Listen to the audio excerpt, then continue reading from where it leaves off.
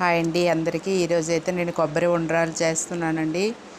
ఒక కప్పు బియ్యపిండి తీసుకున్నాను. పెద్ద కప్పుతో కప్పు తీసుకున్నానండి. 2 కప్పులు వాటర్ వేసుకున్నాను. అందులో కొద్దిగా బెల్లం, కొద్దిగా కొబ్బరి తురుము వేసుకొని కొద్దిగా సాల్ట్ వేసుకున్నానండి. వాటర్ మరిగాక పిండి వేసుకుంటున్నాను.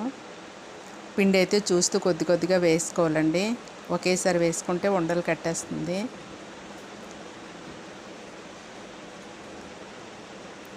ఈ ఉండలు అయితే చాలా టేస్టీగా ఉంటాయండి. ఈ విధంగా కొబ్బరి ఉండలు మీరు ఎంతమంది చేస్తారో కామెంట్స్ చేయండి. వినాయకుడికి ఇష్టం అండి ఈ ఉండలు అయితే.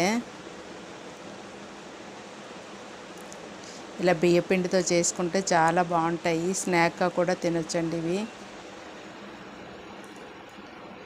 ఉండ్రాళ్ళు అయితే రెడీ అయిపోయి ఉండ్రాళ్ళన్నీ ఈ విధంగా చుట్టుకోవాలండి. మళ్ళీ అదే కళాయిలో కొంచెం వాటర్ వేసుకొని ఈ ఉండ్రాళ్ళని అయితే ఆవిరికి ఉడికించుకుంటే ఉండ్రాళ్ళు అయితే నిల్వ ఉంటాయండి. ఒక 2 డేస్ అయినా పాడవకుండా ఉంటాయి. టేస్ట్ కూడా బాగుంటాయి. చక్కగా ఆవిరికి ఉడికిపోయండి ఉండ్రాళ్ళు. ఇప్పుడు మళ్ళీ అదే తపెల్లో కొద్దిగా కొబ్బరి తురుము వేసుకున్నాను. సరిపడా బెల్లం అండి. ఒక కప్పుకి బియ్యపిండికి 2 కప్పులు బెల్లం అయితే వేసుకున్నాను. స్వీట్ కొంచెం ఎక్కువ ఉంటే బాగుంటుందండి ఇవి.